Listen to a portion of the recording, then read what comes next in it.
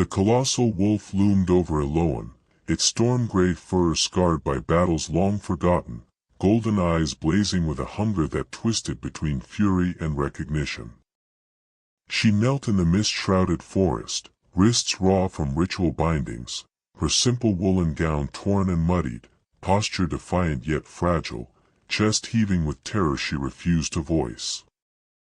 This was the moment of her doom, offered as blood tribute to appease the beast terrorizing the clans, yet as its hot breath grazed her throat, something shifted, a magnetic pull defying death itself. If this raw confrontation between vulnerability and primal power has your heart racing, subscribe now, because the secrets unraveling next will forge an unbreakable destiny. In that frozen instant, Elowen sensed intelligence behind the feral gaze, a whisper of humanity trapped within the monster. The air thickened with ancient magic, pine-scented and heavy, as the wolf retreated, leaving her alive amid the ruins of forgotten stone. What curse bound this creature? And why had it spared her, the outcast healer deemed worthless by her kin?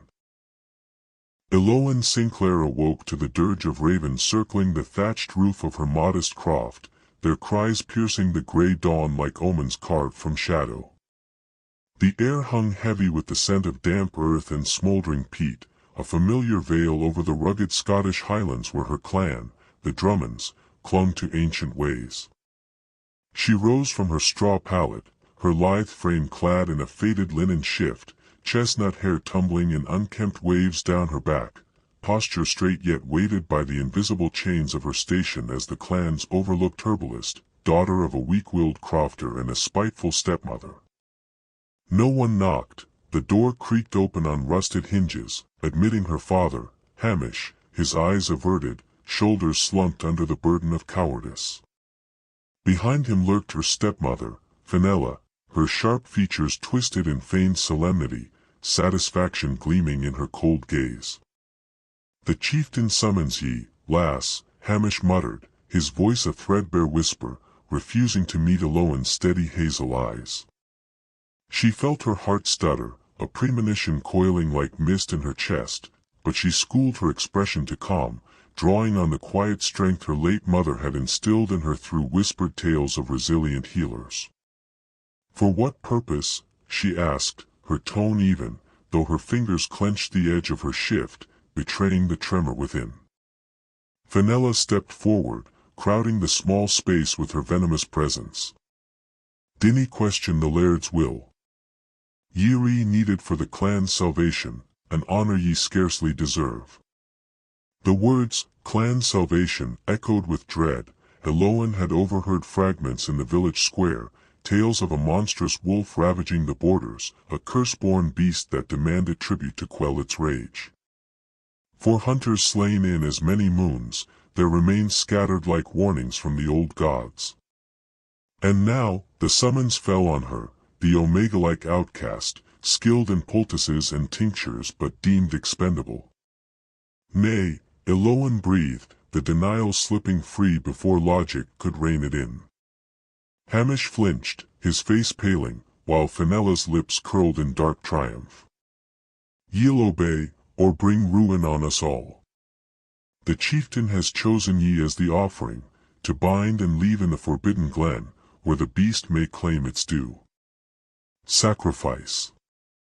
The term sank into Elowen's bones like winter frost, stealing her breath. They would truss her like a lamb and abandon her to fangs and fury, all to buy fleeting peace for the clan.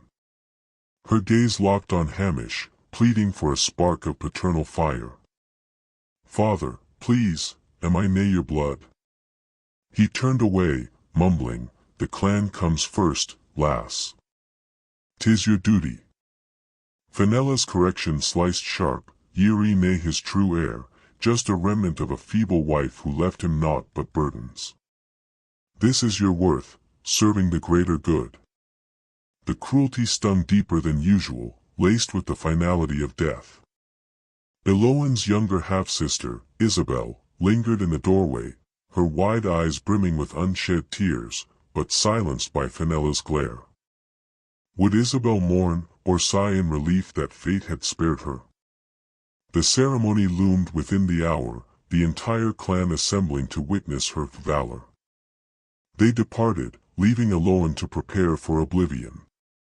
She washed in icy water from the basin, braided her hair tightly with trembling hands, and donned her mother's old woolen gown, undyed, simple, a talisman of faded warmth. If death claimed her, she would meet it as her mother's daughter, not the clan's discard. The procession to the village green blurred in a haze of staring faces, neighbors she'd healed with her herbs now gazing with pity or gratitude that doom bypassed them. Children hid behind skirts, whispering of the cursed hound with eyes like forged gold. The green was ringed by weathered standing stones, the clan packed tight, a sea of judgment. At the center stood Chieftain Alastair Drummond, his imposing frame clad in fine tartan, gray-streaked hair bound back, exuding dominance that parted crowds without command. Flanking him, his enforcer, Broderick, broad and loyal, and a cadre of warriors, their faces grim from failed hunts against the beast. Elowen, Alastair's voice boomed, silencing murmurs. Approach. Her legs obeyed, carrying her through the parted throng, their stares prickling like thorns. She kept her chin high, though submission tugged at her instincts. Look upon me, he ordered. She raised her eyes to his calculating slate ones. Ye ken why ye've been selected? Aye, chieftain. What else to utter? That terror clawed her throat. Such truths dissolved in the hierarchy's iron grip. The beast has stolen our kin, strong arms, providers. It encroaches bolder each night. Traps fail, blades break. The seers advise an offering of blood, freely given, to sate its wrath. Freely given, a farce, as if she'd volunteered. But the performance sustained clan unity, framing her end as noble. Ye honor us with this act, Alastair intoned, perhaps believing his own piety. Your memory shall endure. Empty vows, she'd fade to folklore. Broderick advanced with coarse rope, binding her wrists tight, ankles with slack for walking but not fleeing. The fibers bit, a minor torment prelude to jaws. The march to the glen's edge dragged solemnly, Alastair leading, enforcers flanking Elowen, clan trailing. She glimpsed Isabel weeping, restrained by Fenella. No voices rose in protest, silence condemned her. At the boundary, where sunlight yielded to eternal twilight, Alastair halted. Here ye proceed alone. May your gift bring tranquility. They freed her ankles, leaving wrists bound, helpless bait. Elowen glanced back, Hamish stared earthward, Fenella smug, Isabel shattered. Turning, she stepped into the forbidden glen, chill enveloping her like a shroud. Footfalls muffled on leaf-littered paths, silence oppressive, no birdsong, only her ragged breaths. Deeper she ventured, mind clinging to distraction, how far until the end? Then, the scent, musk wild as heather storms, predator primal. Instincts screamed halt, she froze as underbrush rustled, a colossal form circling.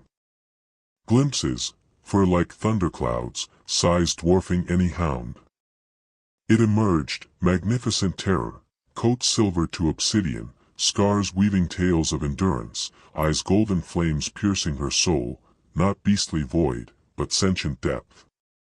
Elowen shut her eyes, awaiting the rend. Breath scorched her skin, sniffing jaw to pulse. Teeth neared, but withdrew. A rumble vibrated, complex, retreating. Eyes snapping open, she watched it vanish, alive and adrift in bewilderment. What would you do in this vulnerability, facing mercy from a monster? Comment below. The glen swallowed Elowen whole, its ancient oaks twisting like guardians of forgotten secrets, their bark etched with runes time had half erased. She stumbled onward, bound wrists hindering balance on root-snared paths, the wool gown clinging damply to her skin from mist that never lifted. Hours blurred, or minutes, beneath the canopy's perpetual dusk, her mind a whirlwind of questions. Why spare her? What intelligence lurked in those golden eyes, defying tales of mindless savagery? Exhaustion gnawed, but halting invited pursuit. The clan might send scouts to confirm her fate, or the beast could return with reconsidered hunger.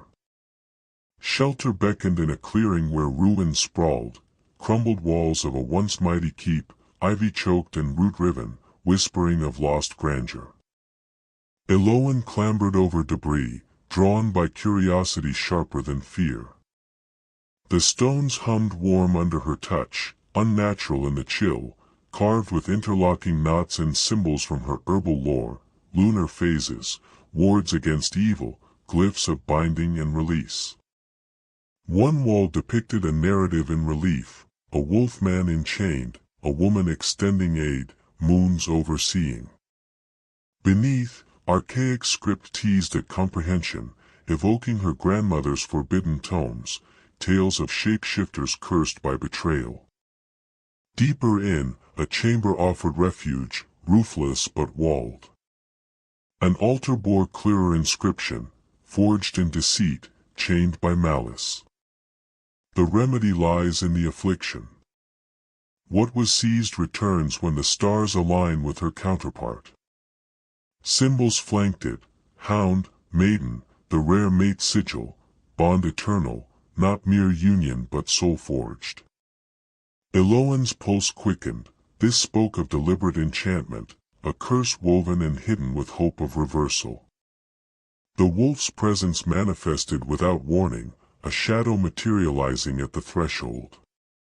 She whirled, heart thundering, but it merely sat, gaze intent, ears perked as if listening. Scars marred its form, fur patterned oddly at the neck like a vanished collar. "Ye dinna slay me," she whispered. "Why?" No reply, yet its tilt suggested understanding. It nosed a stone panel, pawing insistently. Elowen approached warily, pressing bound hands, loose mortar gave, revealing a cavity. Within, a tome, preserved in waxed linen, leather embossed with matching runes.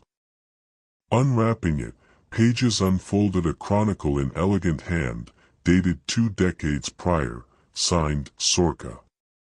Elowen's breath hitched. Sorka, the seer banished 4 dark arts in clan lore. The entries unveiled horror, enforcers storming her circle at midnight, slaying kin to coerce a curse on the true laird, Lachlan MacKinnon, poisoned first with silver essence, then bound to wolf form, mind eroding to beast. But Sorka wove defiance. The mate bond is key, if genuine and chosen, to unravel her forced spell. I pray his destined arrives, sees beyond the fur, claims him freely.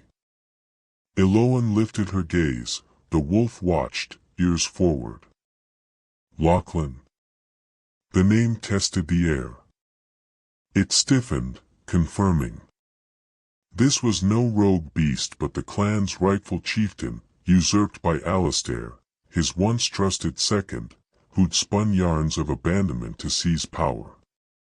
The deception's scale dizzied her, 2 decades of lies, the monster a scapegoat for Alistair's border raids, perhaps. The wolf, Lachlan, nuzzled her bonds, teeth working knots with care. Rope fell, she flexed freed wrists, meeting his eyes. "Can ye shift?" A sorrowful dip answered no. The curse gripped tight sans the bond. Yet Sorka's words hinted his mate existed, a cure awaiting discovery. Elowen's chest tightened inexplicably at the notion, disquiet she shoved aside. We must seek Sorka, her words could aid. Lachlan inhaled her scent deeply, body quaking. Recognition flooded Elowen, a tether snapping taut, warmth blooming in her core, rightness undeniable. She was the mate. The remedy incarnate. Days melted in the ruin's embrace, Elowen foraging herbs while Lachlan hunted, their bond a silent symphony strengthening with proximity. He guarded her sleep, his warmth a bulwark against night chills. Twilight brought changes, subtle at first, his form tensing as dusk deepened. On the fourth eve, agony seized him, bones grinding, fur receding in torturous waves.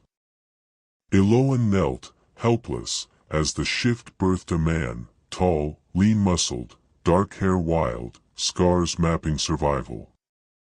Eyes still gold, curse incomplete. Lachlan, he rasped, voice gravel from disuse. He rose unsteadily, she steadied him, contact igniting sparks. How long? She asked. Moments, 10 at most. Elowen nodded. Sorka's tome says the bond breaks it fully. We must seal it. His laugh barked bitter. Ye dinna ken the weight, healer. 'Tis eternal, sacred. I choose it, she affirmed. Ye spared me, protected me. Your humanity endures. Talks in fleeting humanity revealed his past, a just ruler fostering peace, betrayed by Alistair's envy. He coveted the throne, twisted truths. Elowen's questions probed, you're betrothed? None, he pushed alliances I refused. As shifts lengthened, 10 to 15, bond marks emerged, a starry knot on her nape, warm. The claiming completes it, he explained, voice husky. Union, bite, choice. Heat simmered, their proximity electric. One eve, desire crested, lips met in fervent kiss, hands exploring. Mine, he growled. Yours, she echoed. But the curse yanked him back mid-embrace, leaving frustration. 2 days later, passion reignited, but unease prickled.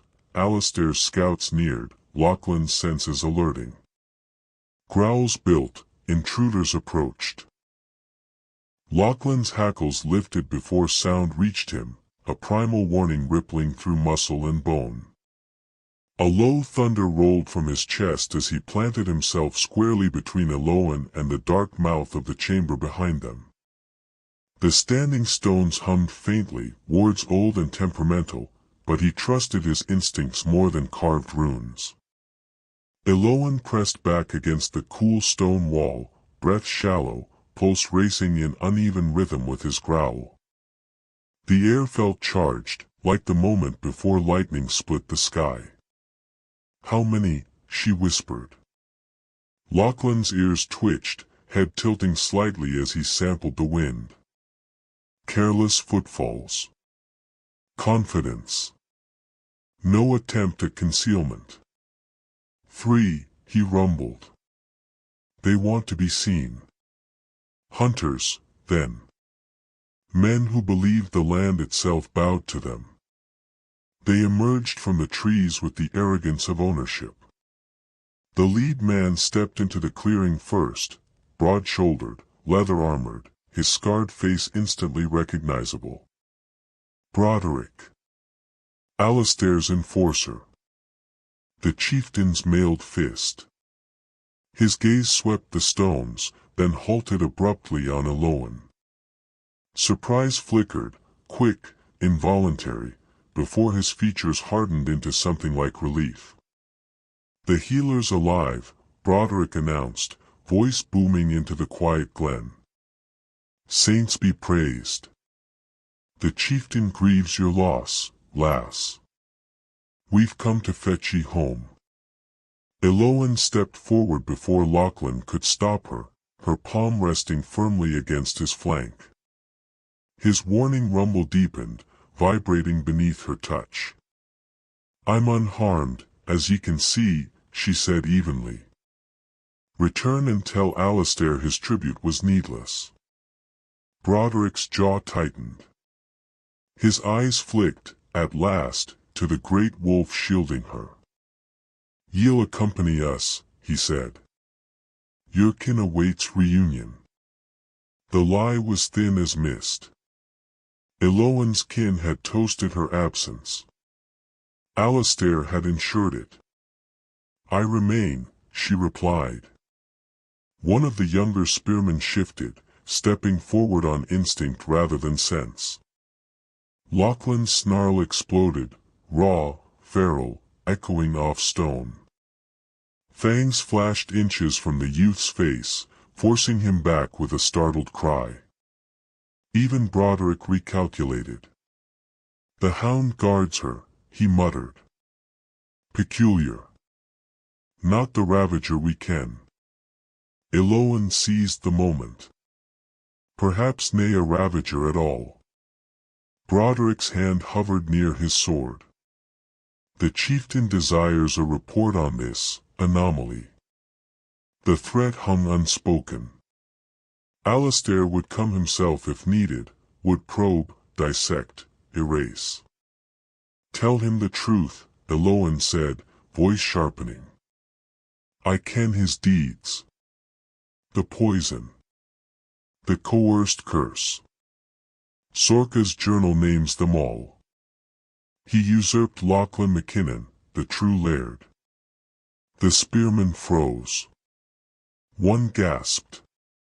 Broderick's expression went still, predator calm. "Mad ravings. Lachlan fled years ago. He stands afore ye," Elowen shot back. "Bound by Alistair's malice. The journal details the slaughter that forced Sorka's hand." Steel rang as Broderick drew his blade. "Such treason invites death. Truth invites justice." Lachlan crouched, muscles coiled, eyes blazing with recognition and fury long denied. Broderick studied Elowen closely now. "Ye believe this beast is your lost laird?" "I ken it." "Then ye re-ensorcelled." He turned sharply to his men. "We report. The chieftain decides." They withdrew into the trees as quickly as they had come, melting into shadow. Silence rushed back in their wake. Elowen sagged against Lachlan, breath shaking. War, unspoken but certain, had been declared. The shift hit Lachlan like a hammer. His massive form convulsed, bones grinding as fur receded, leaving him human and trembling. Elowen caught him before he collapsed, lowering him carefully to the earth. Reckless, he gasped, sweat slick on his brow. "Alistair kens now. He'll strike." "He would have struck regardless," she said softly. "At least now he knows we hold proof." Pain lined his face, etched deep by years of curse and restraint. "Sorka's veil," he murmured. "North. Mists eternal. 3 days' trek." They left before dawn. The land grew wilder with every mile, paths narrowing, magic thickening until it pressed against Elowen's skin like static. Lachlan led with grim efficiency, choosing routes unseen on any map. By midday they reached a rushing burn, its roar masking scent. They waded through icy water, emerging numb but hidden. In a bracken hollow, Lachlan shifted briefly to hunt. The change lasted longer than before. "You held it," Elowen noted quietly. "Still nay enough," he replied, frustration biting. "Alistair rallies while I'm leashed." "Force will me hasten it," she said, steadying him through the next shift. "The bond needs time." By afternoon the air pulsed with old magic. Trees twisted unnaturally, roots rising like veins beneath the soil. "We're close," Elowen whispered. At the crest of a scree slope, a valley revealed itself, shrouded in silver mist, wards shimmering like heat over stone. The barriers parted at their touch. Below, cottages circled an eternal flame. Sorka awaited them. Age had bent her spine but sharpened her eyes to piercing violet. She inclined her head. "Lachlan MacKinnon," she said. "Ye return." His shift was longer this time. More controlled. "We found your tome," he said. "This is Elowen, my mate." Sorka studied them both. "The bond forms," she said slowly, "but it is incomplete. Alistair approaches with steel." "Break the curse afore he arrives," Elowen urged. Sorka shook her head. "Nay, tonight. The full moon tomorrow amplifies the rite. Attempt it now, and the bond fractures." Delay gnawed at them, but Sorka's magic demanded patience. "The clan shall see his perfidy," Sorka added. "I will project the memories. All of them." The coven welcomed them with food and shelter. That night, beneath a low wooden roof, Elowen lay entwined with Lachlan, the bond humming between them, unfinished, but unbroken. Beyond the misted valley, steel gathered. And the moon climbed steadily toward fullness. Dawn filtered through the valley's perpetual haze, casting ethereal glow on the coven's circle of thatched dwellings, where wards hummed like distant bagpipes. Elowen rose from the pallet she shared with Lachlan, his wolf form still curled protectively around her, golden eyes watchful even in repose. The air tasted of elderflower and arcane spice, a balm against the dread coiling in her gut. Alistair's forces drew nearer. Sorka's scrying bowl had revealed shadows massing at the glen's edge. She stroked Lachlan's flank, feeling the bond's warmth pulse, a silent vow amid uncertainty. Sorka summoned her to the central hearth, where flames danced without fuel, violet eyes piercing as she laid out weathered grimoires on an oaken slab. "The rite demands flawlessness," she intoned, voice resonant with decades of guarded wisdom. "One errant breath, and the curse clings, warping him betwixt man and beast eternally." Elowen's resolve hardened. She'd witnessed his torment, bones reshaping in screams. Such limbo would destroy him. "Teach me all," she demanded. Sorka nodded approval. 3 pillars, verbal assent under lunar gaze, words heartfelt, affirming free will. The bond thrives on choice, nay coercion. Elowen absorbed, repeating phrases until they flowed.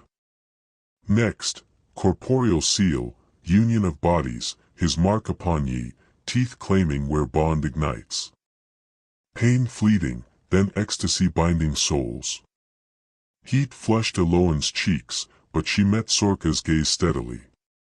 And third, ancient incantations, tongue of primordial shifters, invoking unity. Hours drilled the syllables, alien yet resonant, power thrumming in her veins. Lachlan joined midday, having conferred with Coven's veterans, exiled loyalists recounting his precurse rule, equitable judgments, alliances forged in equity, not fear. Their tales weighed him. Elowen saw it in his tensed shoulders during brief humanity. Alone by a crystal spring, she confronted, "They revere ye, ye brought light to shadowed clans." "And lost it to blindness," he countered, voice raw. Alistair's envy festered. "I ignored warnings, trusted too deep. That cost lives, exile." "His sins, nay yours," she insisted, clasping his scarred hands, sparks leaping. Sorka's bowl shows Alistair with 30 spears, silver-tipped, chains for binding. "He means war." "Then we shatter the curse tonight." "No, full moon." Frustration flared. "Ye risk yourself for a fallen laird." "I risk for us," the bond calls. Afternoon deepened preparations, sacred ring etched with quartz and salt, wards bolstered. Elowen bathed in hallowed waters, coven sisters adorning her with silver filaments and runes amplifying affinity. Garbed in ivory linen, she felt transformed, outcast to destined. Dusk heralded Lachlan's veterans sharpening blades, faces etched with grim hope. "We've bided 2 decades," one grizzled fighter growled. "Will nae falter now?" Elowen nodded, but anxiety gnawed, delay invited invasion.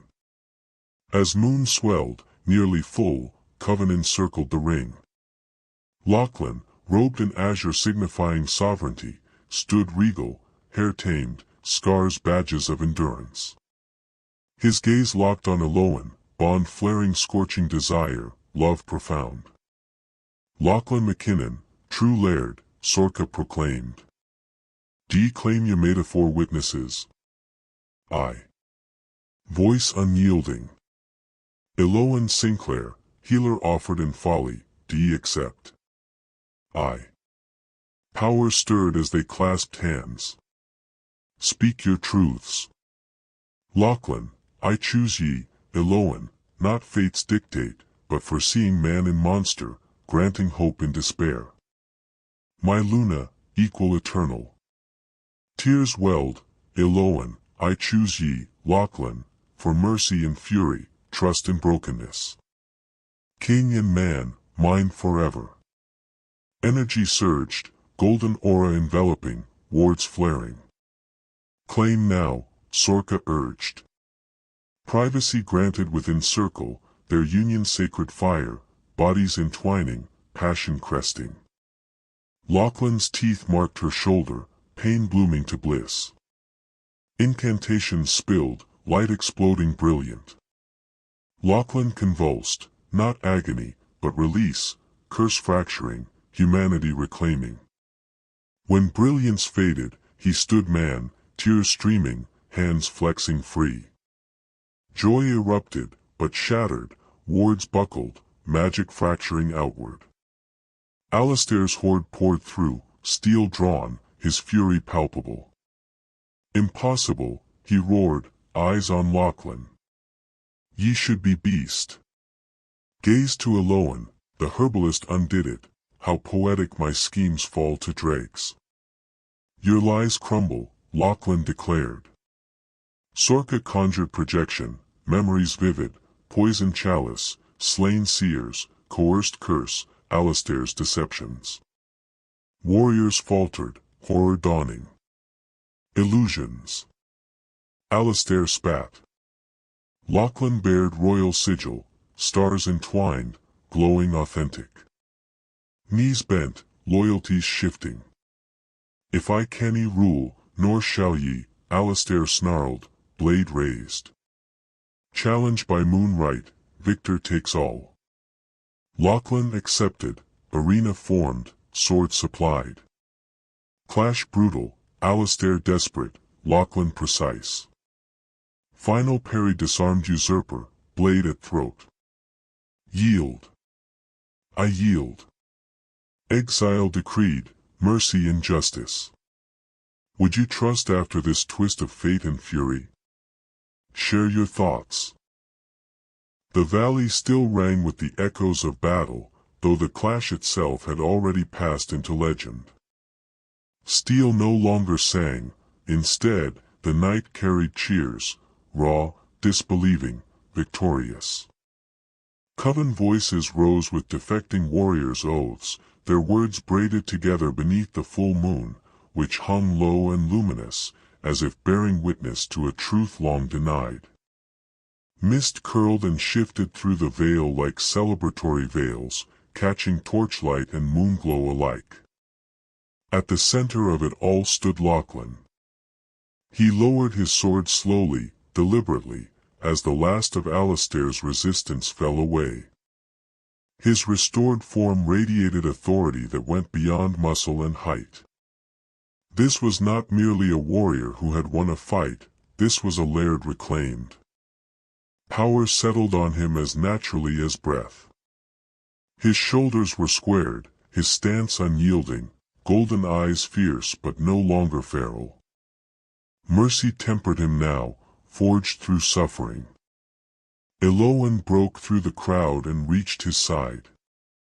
The moment she touched him, the bond surged, warm, resonant, triumphant. Her mark throbbed in perfect synchrony with his, no longer strained or fractured, but whole. Sealed. Unbreakable. Across the clearing, Alistair knelt in the churned earth. Gone was the chieftain's commanding presence. Stripped of blade and authority alike, his once imposing frame looked diminished, as though the lies that had sustained him had been armor all along. Enforcers bound his wrists with rune-etched manacles meant not to kill, but to sever influence. His lip curled as he looked up at Lachlan. "Ye grant me life," Alistair sneered, disbelief sharpening his words, "after all my treacheries." Lachlan met his gaze without flinching. "Justice," he said evenly, voice as steady as Highland stone, "nay vengeance. Ye will live with isolation, as ye condemned me to live without name or form." For a flicker of a moment, something unreadable crossed Alistair's face, fear, perhaps, or the dawning realization that exile was a longer punishment than death. As he was dragged away, his glare lingered on Elowen, then Lachlan, promising that shadows rarely vanished cleanly. But the immediate threat was gone. What followed felt unreal. Warriors who had once sworn themselves to Alistair stepped forward hesitantly, removing crests, lowering banners. Coven members embraced kin long thought lost. Voices broke as oaths were renewed, some for the first time in decades. 2 decades of exile ended not with quiet restoration, but with fire, truth, and bloodless victory. Dawn brought order. Runners were dispatched in all directions, summoning the clans to the ancient heartlands. By midday, the central moot swelled with bodies and murmurs. Hundreds gathered within the ring of cairns, elders who remembered the old days, warriors who had grown under Alistair's rule, youths who had never known another laird. Lachlan ascended the stone dais clad in borrowed finery, simple, traditional, unmistakably MacKinnon. Elowen stood at his side, ivory garments catching the light, her presence calm and resolute. No longer merely healer, nor merely mate, she stood as symbol and force alike. Sorka stepped forward, grimoire heavy in her hands. "I am Lachlan MacKinnon," he proclaimed, voice carrying across loch and hill. "Betrayed. Cursed. Exiled. Yet returned." A hush fell. "Alistair poisoned me. Enslaved my body with sorcery. Lied of my desertion." At Sorka's gesture, the air shimmered. Memories unfolded, vivid, undeniable. Poison poured into a cup. Sorka coerced, weeping as blood was spilled to force her hand. Lachlan collapsing as the curse took hold. Alistair standing over him, already planning succession. Gasps rippled through the crowd. Stances shifted. Hands tightened. "Judge me," Lachlan continued, bearing the ancient sigil at his chest, "by the deeds I swear this day, not the years stolen from me." Silence stretched, then an ancient crone stepped forward, leaning heavily on her staff. "I recall your fairness," she said, voice wavering but strong. "I recall the peace ye kept. Welcome home, laird."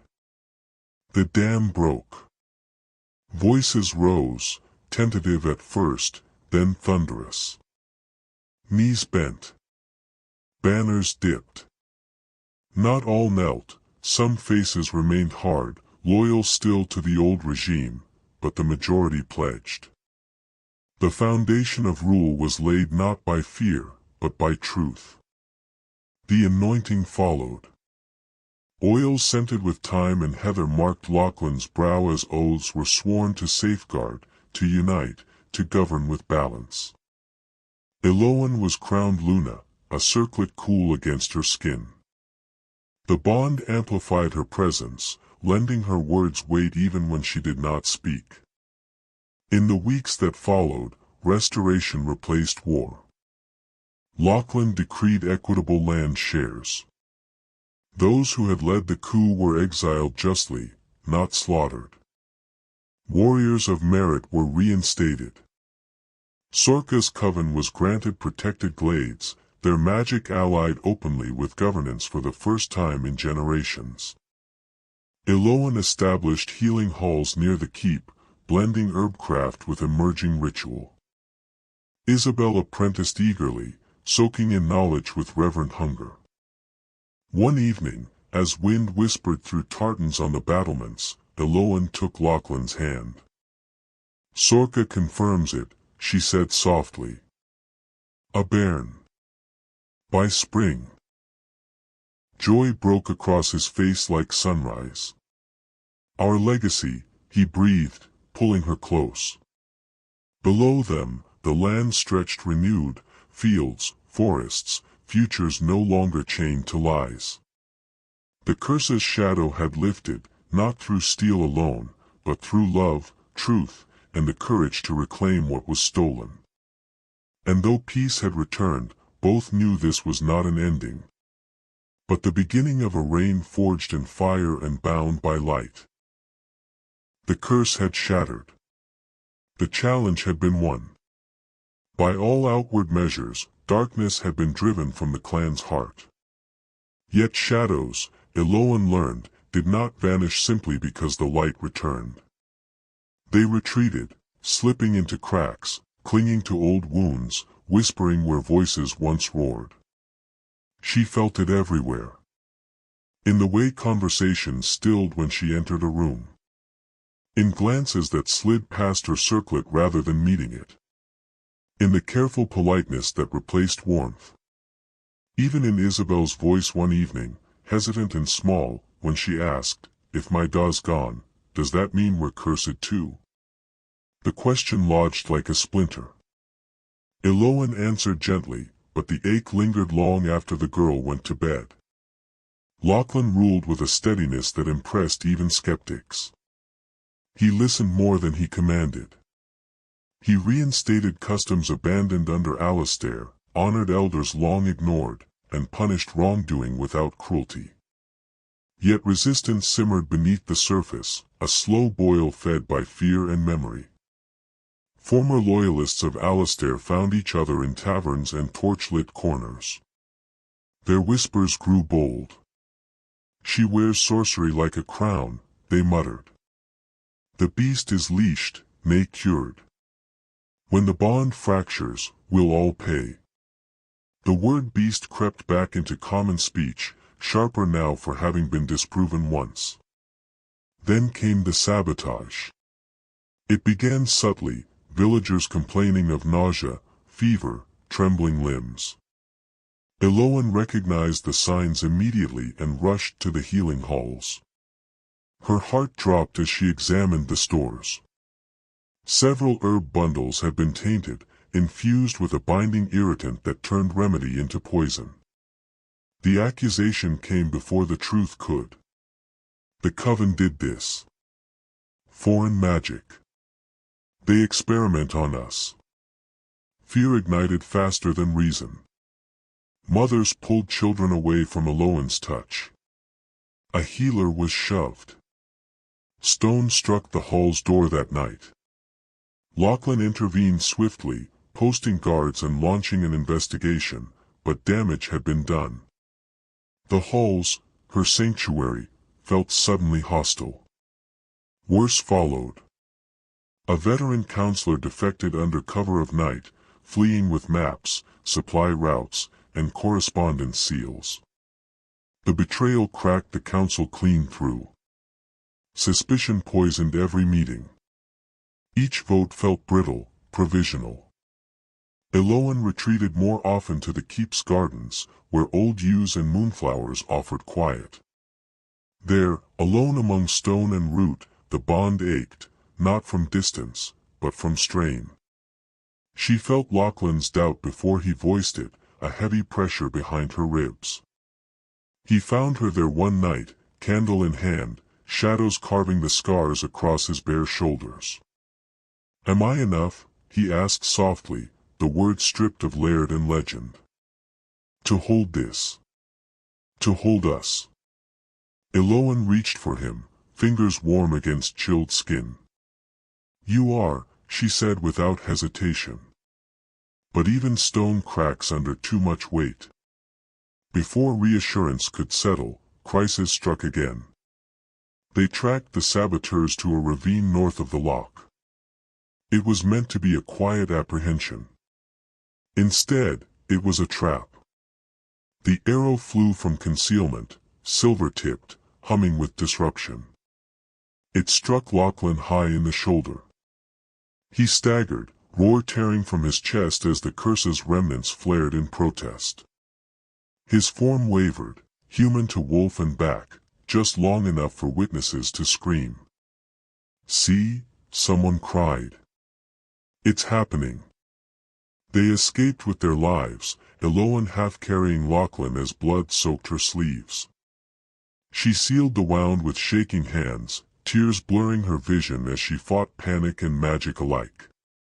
That night, as he lay fevered and weak, doubt clawed at her harder than fear. "If they reject us," she whispered into the dark, "what then?" The answer came at dawn. A crowd gathered at the gates, dozens at first, then more. Farmers, craftsmen, a few warriors. Not armed for war, but for certainty. Their demand was clear. Abdication. Elowen stood before them alone. Lachlan was too weak to rise, the silver still poisoning his strength. The bond strained under the distance, her pulse erratic, vision flickering. Every instinct screamed for her to retreat, to hide, to preserve what little peace remained. Instead, she stepped forward. Her voice trembled at first, but she did not stop. "I was not born of your blood," she said, hands open, unarmed. "But I have bled for this land. I have healed your children. I have stood between you and what would have devoured you." Shouts rose. Accusations flew. She swallowed, tears burning. "If you fear us, say so. If you wish us gone, say so. But do not pretend this is about curses. This is about change. And change always frightens those who survive by the old wounds." Silence followed, not acceptance, but hesitation. Behind the walls, Lachlan listened, helpless, heart pounding in time with hers. The bond stretched thin, vibrating on the edge of fracture, not from weakness, but from choice. And in that moment, everything balanced on a single breath. Would the clan fracture beyond repair? Or would they step through the fear, together? The darkness had not returned. But it was watch. From the abyss of despair, Elowen found the ember she had nearly forgotten, the quiet, stubborn fire that had carried her through loss, exile, and becoming something more than she'd ever imagined. She began with what she knew. While Lachlan drifted between fever and fractured sleep, she returned to the old ways, not grand rituals, not court-sanctioned magic, but the patient craft of healers who survived long before crowns mattered. She crushed moonwort with comfrey, brewed yarrow thickened with honey and a whisper of breath-held intent. Each poultice was laid with care, her hands steady even as fear clawed at her chest. The bond responded. At first it was faint, a warmth answering her focus. Then it strengthened, threads knitting where silver had torn. Lachlan's breathing eased. The wild surges stilled. When his eyes finally opened, clear and wholly his own, relief struck her so hard she had to brace herself against the bed frame. "You came back to me," he murmured. "We never left," she replied, voice rough. And she meant it, not just the bond, but themselves. Sorka arrived before dawn, eyes clouded from vision walking. She said nothing at first, only pressed her palm to Elowen's brow, then to Lachlan's chest. The old seer exhaled slowly. "The fracture shows its hand," she said at last. "The plotters hide where peat meets stone, old smuggler tunnels beneath the black fens. They feed fear because it is all they have left." Lachlan pushed himself upright, pain etched across his face but resolve brighter than before. "Then we end it. There would be no more waiting. No more appeasing whispers." The choice crystallized between them, dangerous, irrevocable, right. They gathered the loyalists quietly, warriors who had knelt at the cairns not out of habit, but conviction, healers whose halls had been poisoned, elders who remembered what unity felt like. Plans were spoken low and sharp. A trap, not of cruelty, but clarity. Elowen would be visible. Vulnerable by design. Word would spread that she traveled to the old Fen shrine to cleanse it, alone, lightly guarded. The plotters would not resist the bait. Fear always lunged when it thought itself unseen. As preparations moved, realization settled deep and steady. Love, Elowen understood, was not the absence of fear, it was the refusal to let fear decide. The bond did not make them invincible, it made them braver. It asked them to stand when retreat was easier, to choose truth when lies promised comfort. The night before they set out, Elowen and Lachlan stood together beneath the stars. No speeches. No vows. Just hands entwined, breath shared, purpose aligned. "Whatever comes," Lachlan said quietly, "we face it whole." Elowen nodded, a small smile breaking through the tension. And together. At dawn, mist rolled low across the land, softening edges, hiding movements. The Fen waited, silent, treacherous, ripe for reckoning. Beneath that quiet lay the final fracture, ready to be sealed or shattered for good. Hope stirred, not naive, not fragile, but forged. The endgame had begun. The glen revealed itself only at the last moment, a bowl of moss and stone hidden beneath leaning pines, mist clinging low as breath on glass. It was the kind of place secrets chose instinctively, where sound folded inward and escape routes vanished into shadow. Elowen stepped into it first. She let the rumor do its work. Let the illusion of vulnerability hang in the air. The bond hummed beneath her skin, steady and bright, anchoring her fear. Around the perimeter, loyalists lay concealed, breaths held, fingers tight on hilts. The rebels struck fast. They poured from the tree-lean with desperate speed, faces hard, eyes fever-bright, silver-tipped blades raised high. Shouts fractured the mist. Steel rang. Lachlan emerged like a force of nature. He did not roar. He did not posture. He moved, clean, precise, devastating. Every strike carried the certainty of a laird reclaiming what had been stolen. He fought not as the cursed beast they had feared, but as a commander reborn, reading the field instinctively, directing blows where morale cracked fastest. The tide turned almost immediately. Then, the twist. A familiar voice cut through the chaos. Enough. The defected counselor, the one who had fled with secrets, stepped forward, blade lowered. Blood streaked his armor, but his eyes were clear for the first time in weeks. "It was never just us," he shouted. "Alistair's web runs deeper, coastal houses, mercenary circles. He promised restoration. He promised safety. Gasps rippled. Blades wavered. He lied, the man finished hoarsely. And I was a fool. The revelation hit harder than steel. Doubt spread like fracture lines through ice. A rebel captain lunged for Elowen. Too late. She flung a satchel at his feet, herbs igniting in sharp, acrid smoke. The silver in his blade blackened instantly, neutralized, useless. Around the glen, others cried out as their weapons failed. Elowen's craft, layered quietly over weeks, disarming what fear had armed. The final duel came swiftly. Lachlan faced the rebel leader, Alistair's last true devotee, steel meeting steel.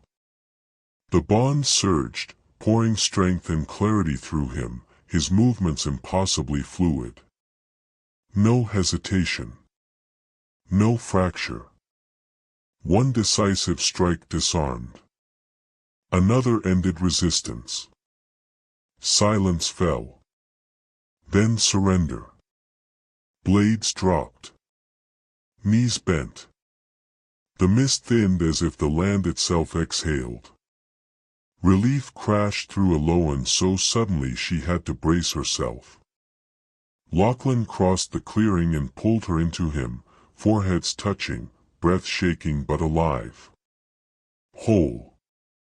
Around them, loyalists stood stunned, then cheering, quiet at first, then roaring. The fracture had sealed. Not because fear was crushed, but because truth stood taller. And as dawn crept through the trees, one thing was certain. Nothing would ever return to what it was before. If you're hooked on this edge, stay close. From here on, everything changes.